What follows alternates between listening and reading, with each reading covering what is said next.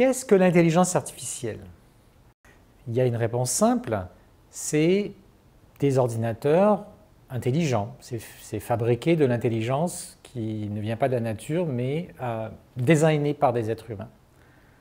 Évidemment, ça laisse la question difficile, pas répondue, c'est-à-dire qu'est-ce que l'intelligence?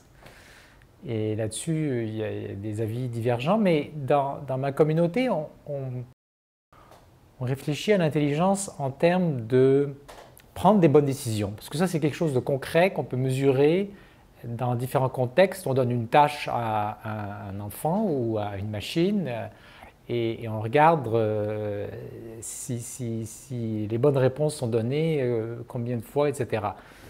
Qu'est-ce qui nous rend, nous, intelligents? On n'a pas les réponses complètes à ça, évidemment, mais les hypothèses sur lesquelles des gens dans la communauté dans laquelle je travaille s'appuient, c'est que plutôt que penser à l'intelligence comme une immense quantité de connaissances qui nous permettent de répondre à des questions, de résoudre des problèmes, c'est quelque chose qui est en amont de ces connaissances, c'est-à-dire ce qui nous permet d'acquérir les connaissances. En fait, plutôt que d'avoir à spécifier quelque chose d'encyclopédique, on va plutôt spécifier un principe ou des principes, des recettes mathématiques qui permettent à l'enfant ou qui permettent à l'adulte d'ailleurs ou à l'ordinateur de graduellement mieux comprendre le monde qui l'entoure à travers ses expériences, à travers l'observation et peut-être même de manière interactive avec son environnement. Donc ça, c'est quelque chose d'assez fondamental qui est derrière les succès d'ailleurs qu'on a eu en intelligence artificielle dans les dernières décennies grâce à l'apprentissage automatique, donc les méthodes qui permettent à l'ordinateur d'apprendre à partir d'exemples et l'apprentissage profond qui est une forme d'apprentissage automatique qui est inspiré justement de l'intelligence humaine, de la neuroscience, de ce qu'on sait qui est totalement incomplet, évidemment, de la manière dont le cerveau calcule. Et là-dessus, il y a encore beaucoup à apprendre. Et donc, on est loin d'avoir atteint le niveau d'intelligence artificielle des êtres humains. Et c'est pour ça que moi, je m'intéresse autant à comprendre l'intelligence humaine qu'à mettre au point des nouvelles méthodes, des nouveaux algorithmes, des compréhensions des principes qui nous feront avancer sur ce chemin. On a fait des progrès immenses dans les dernières années avec la recherche en intelligence artificielle. On est passé d'idées, d'algorithmes, de systèmes qui étaient intéressants mais qui n'avaient pas encore d'utilité dans la société, à des systèmes qui peuvent vraiment changer les choses dans tous les secteurs de la société et qui sont maintenant déployés, industrialisés, et ce n'est que le début. Donc, ce qu'on va voir dans le futur, c'est des progrès scientifiques sur lesquels je vais revenir, les directions dans lesquelles on s'en va, mais aussi un déploiement de l'intelligence artificielle dans la société, beaucoup plus encore que ce qu'on voit aujourd'hui. Et ça pose toutes sortes de questions intéressantes et peut-être inquiétantes.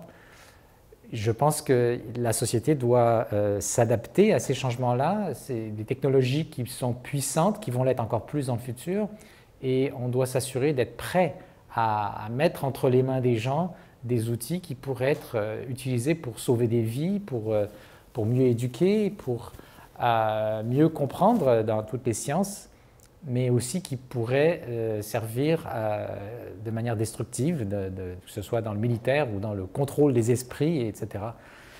Donc ça, c'est un enjeu très important. Maintenant, où est-ce qu'on s'en va au niveau scientifique avec l'intelligence artificielle?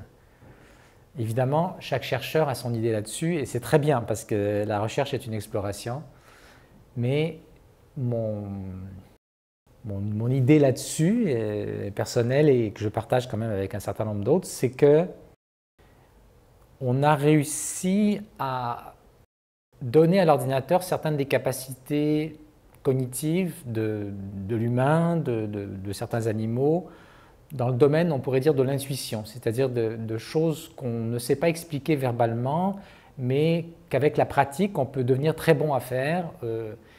Et ça nous ouvre plein de portes extraordinaires. Déjà au niveau surtout de la perception, donc la capacité de l'ordinateur à interpréter des images, des sons, des vidéos, etc. Et même à synthétiser des images.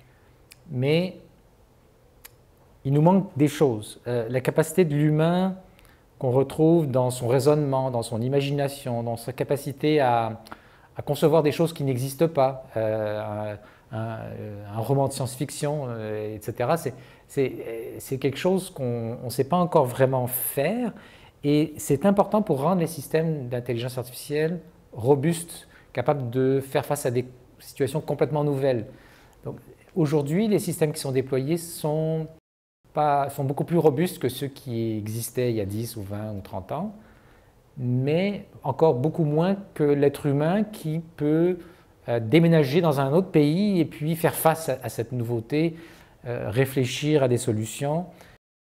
Ça, on ne sait pas encore faire, mais on commence à quand même avoir des idées en regardant ce qui se passe chez l'être humain, et c'est en train de peut-être nous amener vers une forme améliorée d'apprentissage profond, d'intelligence artificielle.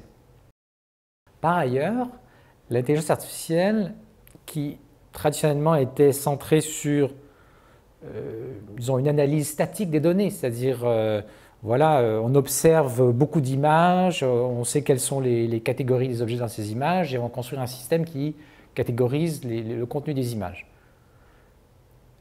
C'est bien, mais notre intelligence, c'est plus que ça. C'est par exemple comment l'enfant décide d'explorer son environnement pour découvrir des choses nouvelles, pour être surpris, comment le scientifique décide de faire des expériences pour mieux comprendre un phénomène qui l'intéresse. Là, il y a quelque chose d'interactif. L'apprenant intelligent, il choisit les données, il choisit les expériences, il choisit des actions qui vont changer son environnement avec des conséquences qu'on peut comprendre en réfléchissant à la causalité, par exemple. Tout ça, c'est des notions qu'on commence à explorer dans la recherche, mais il y a encore peut-être des décennies de travail devant nous. Donc ce que j'entrevois, c'est des systèmes d'intelligence artificielle qui sont capables d'explorer par eux-mêmes, de comprendre le monde par eux-mêmes, de construire des représentations abstraites du monde, ce qu'on rêve aujourd'hui, et on a des idées, mais on est loin d'être arrivé. Et je pense que ça va avoir un impact non seulement sur la société, mais peut-être de manière plus excitante d'une certaine manière, sur la science, sur le processus même par lequel les chercheurs essaient de comprendre leur sujet. Par exemple, je crois qu'en biologie, on va rendre systématique l'exploration de la compréhension de ce qui se passe dans la cellule avec les moyens d'observation, d'analyse de grandes quantités de données qu'on a développées récemment et qui vont se développer encore plus dans le futur, et qui nécessitent justement des outils informatiques et l'intelligence artificielle pour faire avancer la science dans des domaines complexes où le cerveau humain tel qu'on l'a individuellement n'est pas suffisant.